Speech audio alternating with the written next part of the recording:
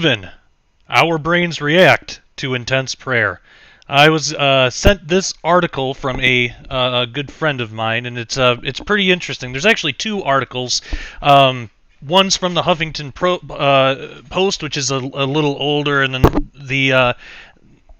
well, they're both a little older. They're a couple years old, but it's still interesting. It's the first time that I've seen it. So this this first one here is from The Blaze, which if you want the links to the articles, you can check the show notes. I'll have them down there. But it says, this is how your brain reacts during intense prayer. So this is a really interesting story. It says that prayer is an essential component in the Judeo-Christian tradition, as it is in many other faith systems. But what does the act of prayer mean for those who engage in it? How does the human brain react to practice? Dr. Andrew Newberg, Director of Research at Myrna Bring Center for Integrative Medicine at Thomas Jefferson University and Medical College, wow, that is a long title, has set out to answer these very questions. It says that Newberg has studied faith and religion for decades, specifically where these tenets intersect with neuroscience. In a recent study, the doctor injected subjects with a harmless radioactive dye. Then, while they engaged in prayer or meditation, which, you know, I'll just interject and say they're not the same thing, but maybe physiologically they are, I don't know. But anyway, while they engaged in prayer or meditation, he monitored their brain activity to see how the religious act impacted them. According to the Huffington Post, after being injected, the dye goes to the part of the brain where the blood flow is strongest, or the most active part of the brain.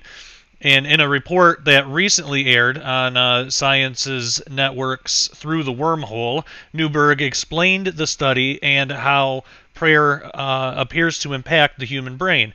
In the clip, a Presbyterian minister was deep in prayerful worship as the researcher monitored her to observe the impact. Interestingly, the scans showed that the frontal lobes and the language area of the brain experienced noticeably increased activity.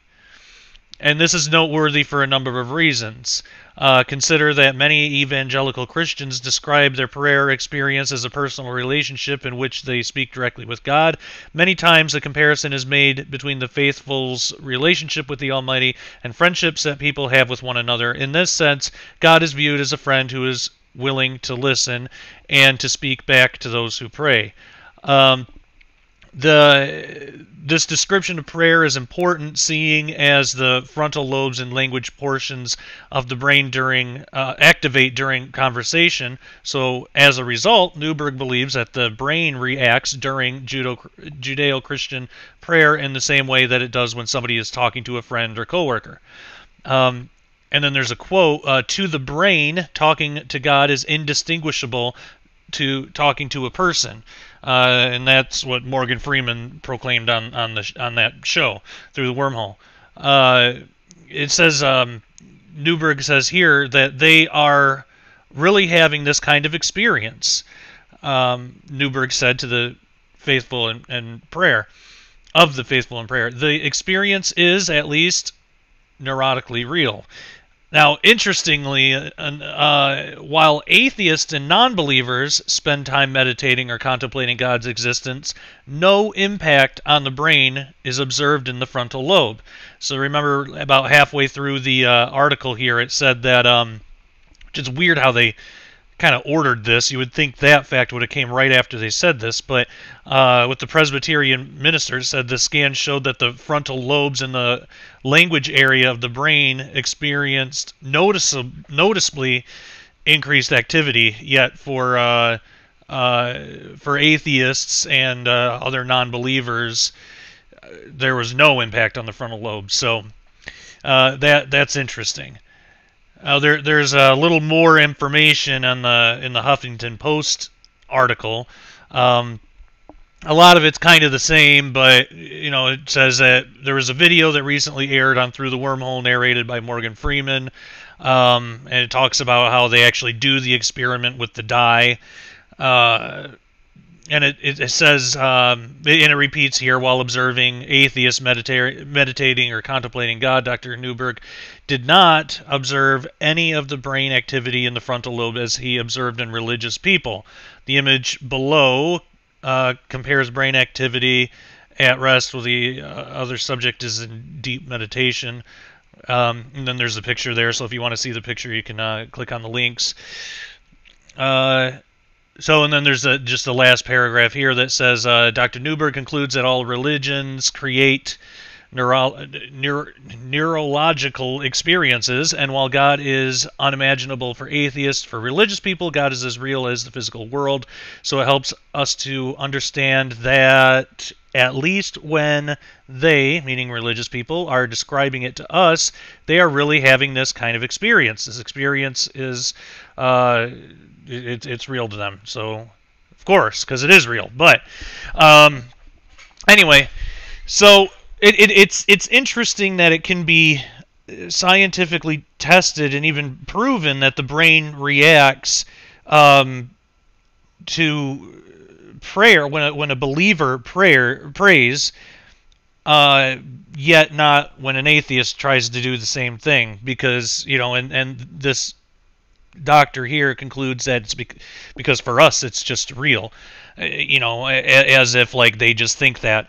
Now, of course, to us it is real. We are Christians. We are having a conversation, with God when we pray to Him, and sometimes He talks back, and that sounds crazy to some people, but it's not. Now, I'm not one that's ever heard.